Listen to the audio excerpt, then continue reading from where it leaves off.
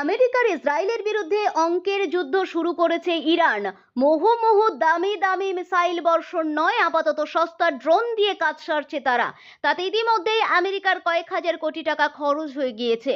শুধু তাই নয়, এভাবে যুদ্ধ গড়ালে আগামী 10 দিনের মধ্যেই পশ্চিম এশিয়ায় মার্কিন অস্ত্রের ভাড়ারেও টান পড়তে পারে, এমনই দাবি করা হচ্ছে বিভিন্ন সংবাদ মাধ্যমের রিপোর্টে।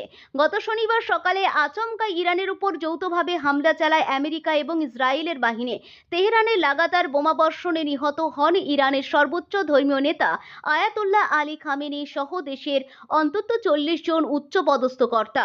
তারপর ইরানও প্রত্যাঘাত করে, কিন্তু আমেরিকা বা ইসরায়েলের মতো তা একটা জোরালো নয়।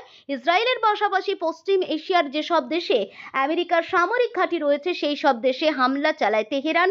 লক্ষ্যবস্তু ছিল মার্কিন ঘাঁটি, দূতাবাস, বিমানবন্দর এবং কিছু অসামরিক পরিকাঠামো। মূলত ঘাতক ড্রোন দিয়ে সেই সব হামলা চালিয়েছে ইরান। মিসাইলও ব্যবহার করেছে তারা, কিন্তু সেই সংখ্যাটার তুলনায় অনেক কম। সামরিক বিশেষজ্ঞদের একাংশের দাবি, ইরান চাইছে এই সংঘাতকে দীর্ঘায়িত করতে। তাদের কৌশল হলো, পশ্চিম এশিয়ায় দীর্ঘদিন ধরে অস্থিরতা বজায় থাকলে ব্যবসা বাণিজ্য মার খাবে। এই পরিস্থিতিতে আমেরিকায় এবং ইসরায়েলের উপর চাপ সৃষ্টি করবে তাদের বন্ধু দেশগুলি। এই বিষয়টি উস্কে দিতে বাহরাইন, কাতার, সংযুক্ত আরব আমিরশাহী, কুয়েতের মতো আমেরিকার বন্ধু দেশগুলিকে নিশানা করেছে তেহরান। সামরিক বিশেষজ্ঞদের একাংশের দাবি, আমেরিকা বা ইসরায়েল ভেবেছিল শীর্ষ নেতাদের খতম করে দিলেই আত্মসমর্পণ করবে ইরান, কিন্তু গত 5 দিনের গতি প্রকৃতিতেই স্পষ্ট তাদের সেই অনুমান মেলেনি। উল্টে এটা স্পষ্ট যে দীর্ঘমেয়াদী যুদ্ধের পরিকল্পনা নিয়েই মাঠে নেমেছে তেহরান।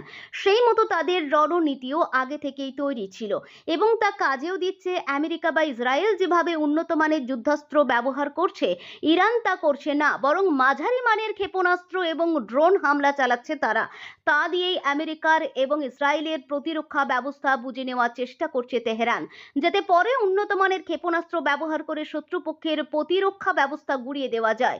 শুধু তাই নয়, ইরানের সেই সব ঘাতক ড্রোন প্রতিহত করতে বিপুল আর্থিক ক্ষতিও হচ্ছে।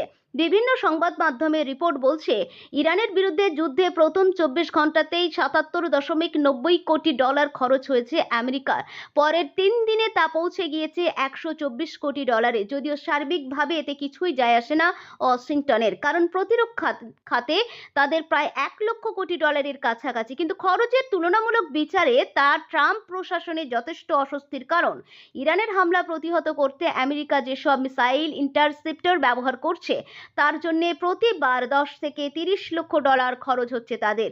সেই তুলনায় ইরানের ব্যালিস্টিক মিসাইলের খরচ অনেক কম। অন্যদিকে ইরানের একটি শাহি ড্রোনের দাম $30 থেকে $50,000, কিন্তু এই সব ড্রোনকে প্রতিহত করতেই লক্ষ লক্ষ ডলারের মিসাইল ব্যবহার করতে হচ্ছে আমেরিকাকে। সেই সূত্রেই আশঙ্কা, ইরানের হামলা আটকাতে যেভাবে মিসাইল ব্যবহার করতে হচ্ছে আমেরিকাকে, তাতে শীঘ্রই পশ্চিম এশিয়ায় তাদের প্যাট্রিয়ট এবং টমাহক মিসাইলের ভান্ডারে টান পড়তে পারে। এতে কার্যত নিষ্ক্রিয় হয়ে পড়বে আকাশ প্রতিরোধ ব্যবস্থায়। সামরিক বিশেষজ্ঞদের একাংশের দাবি, ইরান চাইছে এই সংঘাতকে দীর্ঘায়িত করতে। তাদের কৌশল হলো, পশ্চিম এশিয়ায় দীর্ঘদিন ধরে অস্থিরতা বজায় থাকলে ব্যবসা বাণিজ্য মার খাবে। এই পরিস্থিতিতে আমেরিকা এবং ইসরায়েলের উপর চাপ সৃষ্টি করবে তাদের বন্ধু দেশগুলি। এই বিষয়টি উস্কে দিতে বাহরাইন, কাতার, সংযুক্ত আরব আমিরশাহী, কুয়েতের মতো আমেরিকার বন্ধু দেশগুলিকে নিশানা করছে তেহরান।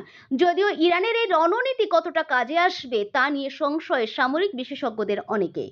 তাদের যুক্তি, অস্ত্রের ভাড়া অক্ষত রেখে লাভ হবে না। যদি মিসাইল লঞ্চারই ধ্বংস করে দেয় শত্রুপক্ষ, আমেরিকা এবং ইসরায়েলও সেই চেষ্টা করছে।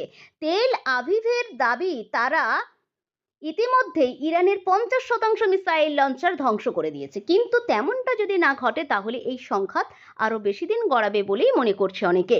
বিশেষজ্ঞদের মতে, যুদ্ধ দীর্ঘায়িত হলে পশ্চিম এশিয়ায় আমেরিকার অস্ত্র ভাণ্ডারে স্বাভাবিকভাবেই টান পড়বে। তা নিয়ে ওয়াশিংটন যথেষ্টই আশঙ্কিত।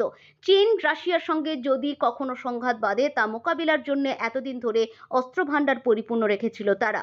তা ধীরে ধীরে খালি হয়ে গেলে মার্কিন সেনার ঝুঁকিও বেড়ে যাবে। অন্যদিকে চাপ বাড়বে ইসরায়েল, বেঞ্জামিন নেতানিয়াহুর সরকারের উপরে। এই কারণে আমেরিকা এবং ইসরায়েল চাইছে দ্রুত সংঘাত শেষ করতে, আর ইরান চাইছে দীর্ঘায়িত করতে।